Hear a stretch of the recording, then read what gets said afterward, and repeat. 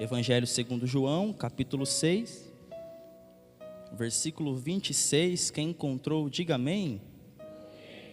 Diz assim: Jesus respondeu e disse-lhes: na verdade vos digo, que me buscais, não pelos sinais que vistes, mas porque comestes do pão e vos saciastes. Mais uma vez. Jesus respondeu e disse-lhes: na verdade vos digo, que me buscais não pelos sinais que vistes, mas porque comeste do pão e vos saciastes. Amém?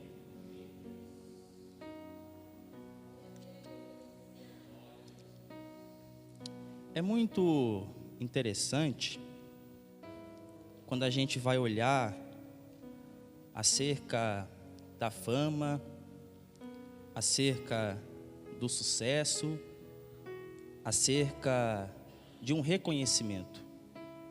Quando a gente vai olhar para pessoas que são famosas, para pessoas que têm algum tipo de sucesso, geralmente as pessoas que alcançam fama, que alcançam sucesso, eles não alcançam por aquilo que eles são, mas eles alcançam por aquilo que eles fazem. Geralmente, no mundo afora, aquele que é famoso, dificilmente você conhece verdadeiramente a vida dele. Você conhece aquilo que ele faz, você conhece aquilo que ele executa. Por exemplo, se nós formos falar aqui acerca de um homem chamado Silvio Santos, todos nós vamos ter a lembrança dele como um apresentador de televisão, o dono do SBT. Nós sempre vamos lembrar por aquilo que ele fez, por aquilo que ele executou. Se falarmos, por exemplo, acerca do Ayrton Senna, piloto de Fórmula 1, geralmente as pessoas alcançam fama, alcançam um sucesso, um reconhecimento por aquilo que ele faz, por aquilo que ele executa. Tanto é que tem uma frase que diz: quer ser lembrado, faça o que ninguém jamais fez. Aí você será lembrado, aí você será reconhecido.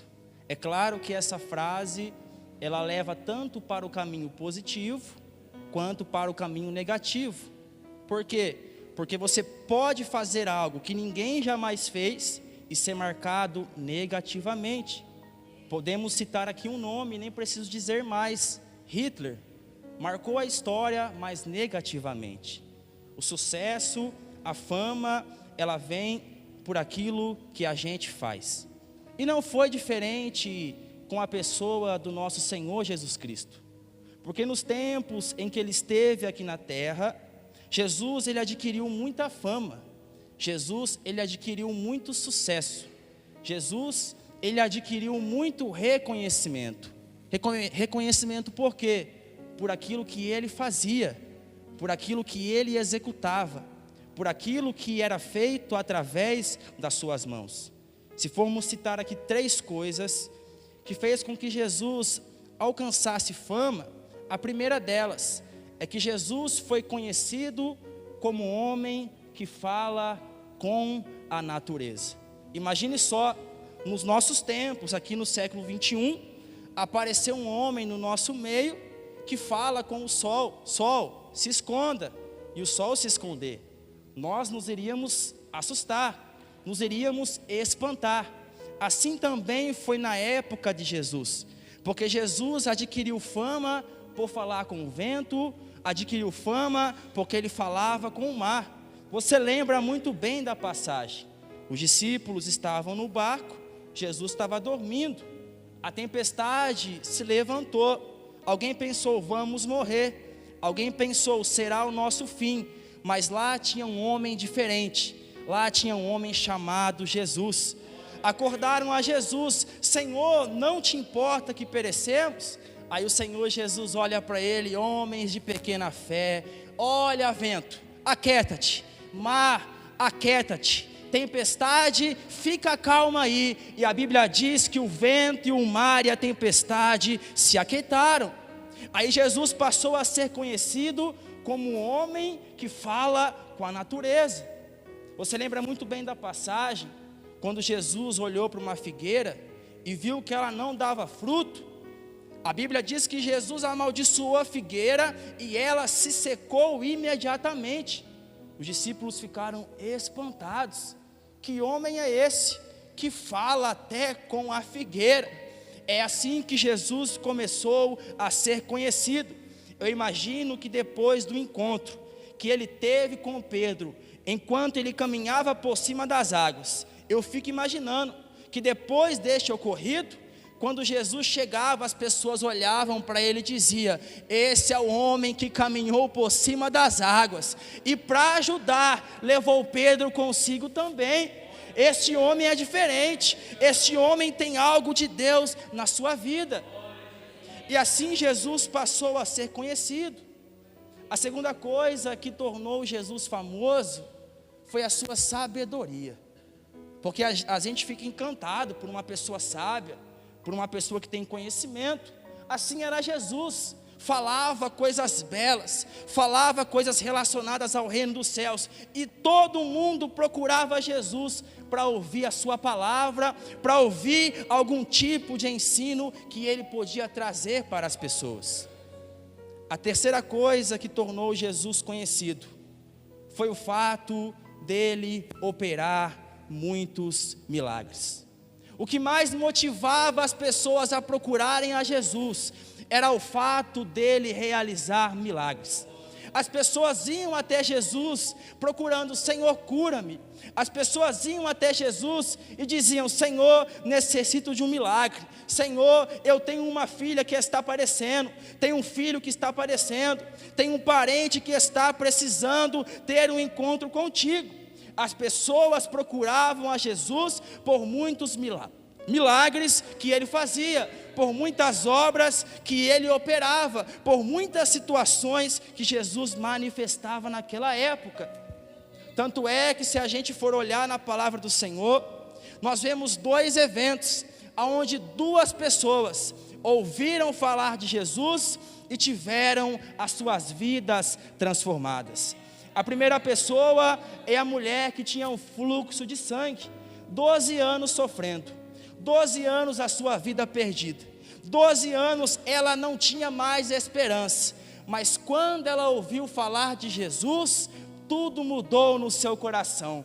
Quando ela ouviu falar que tinha um homem que curava, quando ela ouviu falar que tinha um homem que multiplicava pães e peixes, quando ela ouviu falar que tinha um homem que falava com a natureza, ela não pensou duas vezes e disse: eu preciso ter um encontro com esse homem. Ela vai até Jesus, toca na orla do seu vestido e é curada daquele mal. Por quê? Porque ela ouviu acerca de um homem que é poderoso, acerca de um homem que faz milagres. Zaqueu também ouviu falar de Jesus. Zaqueu era possivelmente rico, chefe dos publicanos, ouviu falar de Jesus.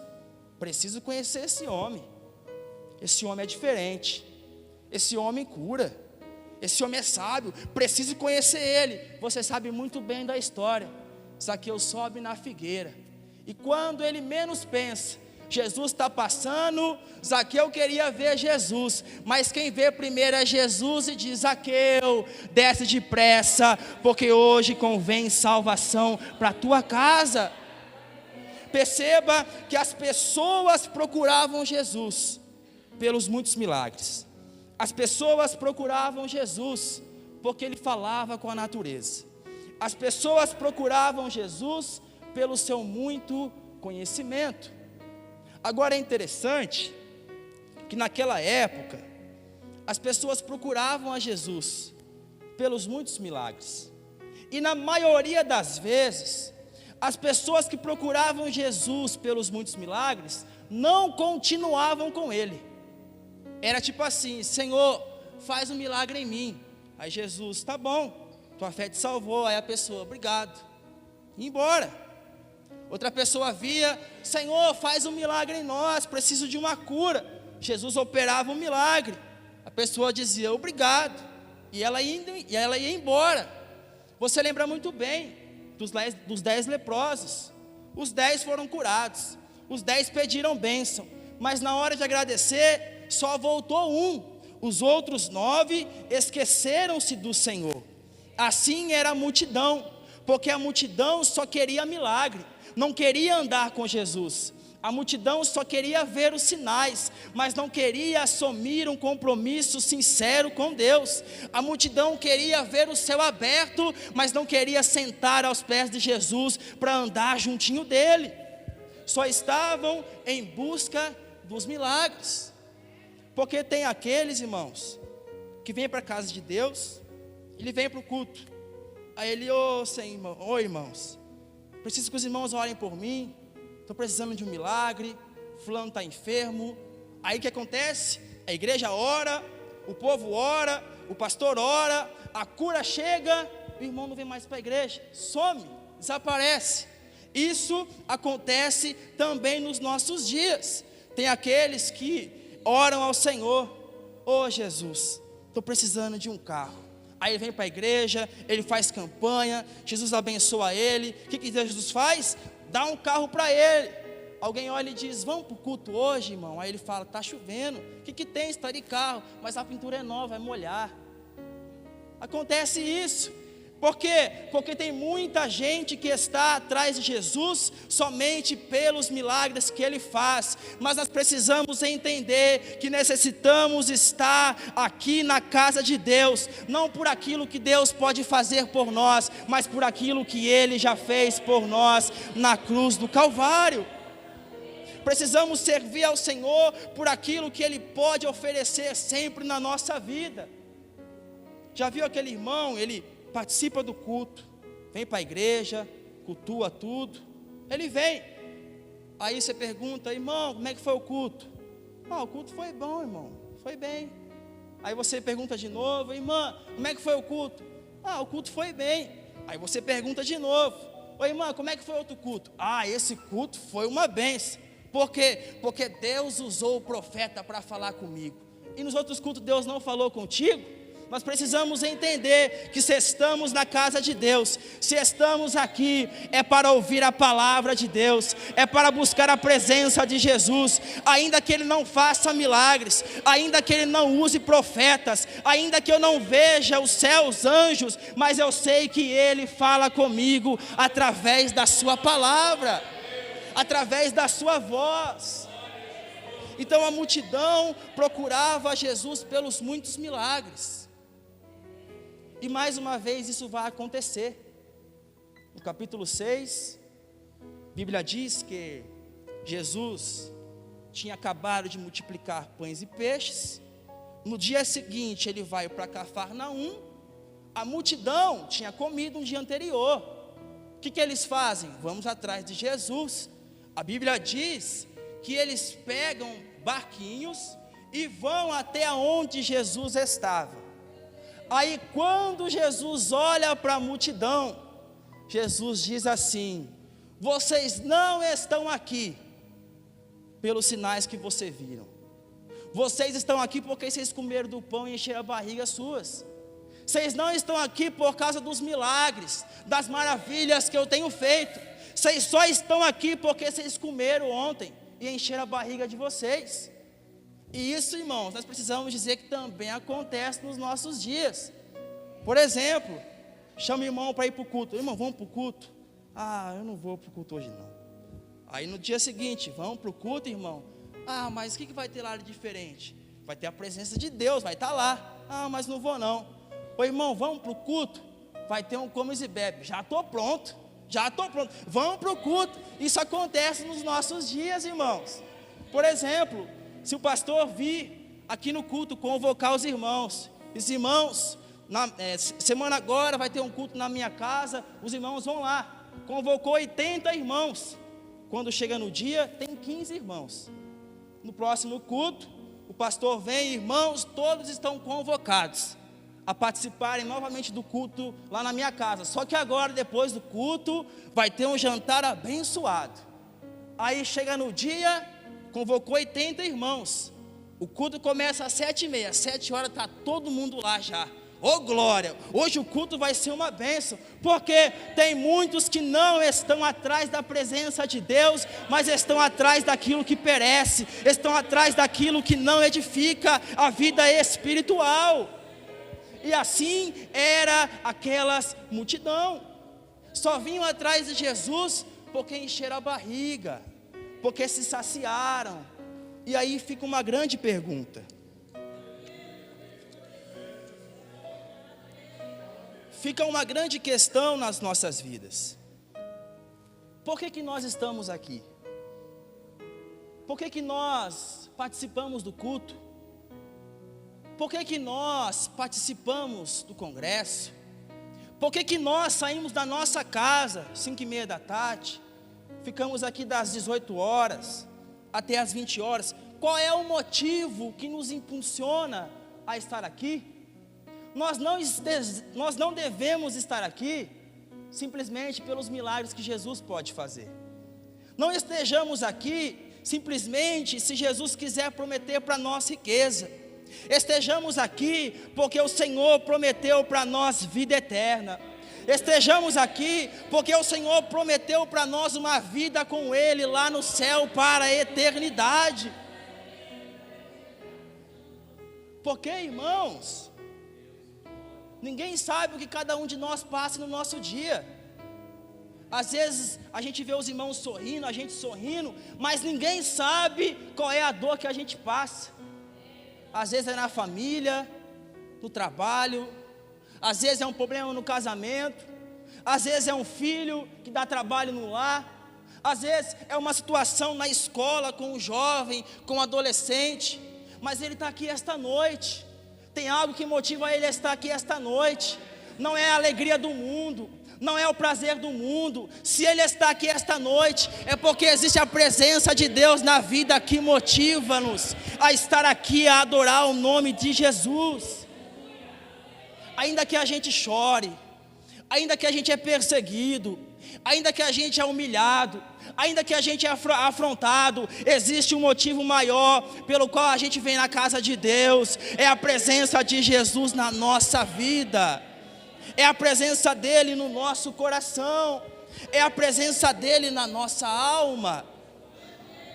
Porque o mundo lá fora pode oferecer muita alegria, o mundo lá fora pode oferecer muita felicidade, mas é tudo passageiro, é tudo momentâneo. Lá no mundo você tem uma noite maravilhosa, mas é somente no Evangelho que a alegria vem pela manhã, que a alegria surge no nosso amanhecer do nosso dia. É quando a gente vem para a casa de Deus. Aí Jesus fala isso para a multidão. A multidão não gosta muito. Jesus fala acerca de muitas questões, e você sabe muito bem o que foi pregado ontem, o que o Mateus falou também hoje. Muitos discípulos, acredito eu, dos 70, quando ouviram o discurso de Jesus, começaram a se retirar. Porque tem muitos que é assim. Quando ele ouve a verdade do Evangelho, ele desiste, porque ele não está ali por amor a Jesus, ele estava ali por aquilo que Jesus podia oferecer para ele. Aí ele desiste, aí ele abandona. Muitos começaram a se retirar. Aí Jesus olha para os 12 e diz: vocês também vão querer se retirar? Aí Pedro se levanta, porque o crente Pedro é diferente. O crente Pedro não está se importando se ninguém está dando glória a Deus, ele dá glória a Deus. O crente Pedro não está se importando se ninguém ora, ele vem para o culto de oração. O crente Pedro não está se importando se os irmãos não participam da escola dominical, ele participa da escola dominical. O crente Pedro sabe o Deus que ele serve, sabe o Jesus que ele confia, sabe o Senhor que ele segue. Aí Pedro se levanta e diz: Senhor, para quem iremos nós? Somente o Senhor tem palavras da vida eterna. É como se Pedro estivesse dizendo: Senhor, ainda que eu chore ao seu lado, somente o Senhor me promete vida eterna. Senhor, ainda que muitas coisas contigo eu não venha a entender, somente o Senhor me promete vida eterna. Senhor, ainda que eu venha a ser perseguido, humilhado, ainda que eu venha a ser afrontado, mas somente o Senhor me promete vida eterna. Ainda que eu não venha a conquistar o mundo, somente o Senhor me promete vida eterna. Ainda que muitos não venham me dar apoio, somente o Senhor me promete vida eterna. Eu não vou para outro lugar, eu não vou atrás de outro caminho, eu vou servir ao Senhor. Qual é o motivo pelo qual estamos aqui? Qual é a razão que nos impulsiona a estarmos na presença de Deus? Ai, irmão Ezequias, mas eu choro. Ai, irmão Ezequias, mas a luta está grande. Mas existe algo maior dentro de você, que te faz vir na casa de Deus. Existe algo maior que não pode fazer você parar. Existe algo maior que não pode fazer você desistir. Independente se o mundo lá fora ofereça as riquezas, mas não oferece vida eterna, aqui Jesus oferece vida eterna. E na dificuldade Ele disse: eu estou com vocês todos os dias, até a consumação dos séculos. O que nos impulsiona a estarmos na casa de Deus? Qual é o motivo? Pense aí, irmãos. Qual é o motivo que te faz estar aqui? É realmente pela pessoa de Jesus? Ou por aquilo que Ele pode dar? É realmente por aquilo que Ele fez por você na cruz? Ou é por aquilo que Ele pode fazer você enriquecer? Estejamos aqui porque o Senhor tem palavras de vida eterna para nós. É como diz aquele hino: ó Jesus, a ti confesso, não dá para viver sem sentir a tua presença no meu ser. Sou eterno dependente, ser humano tão carente. Estou de novo aqui e quero teu poder. Se coloque de pé nesta noite. Ainda que para te servir, Jesus, eu tenha que chorar, te servirei.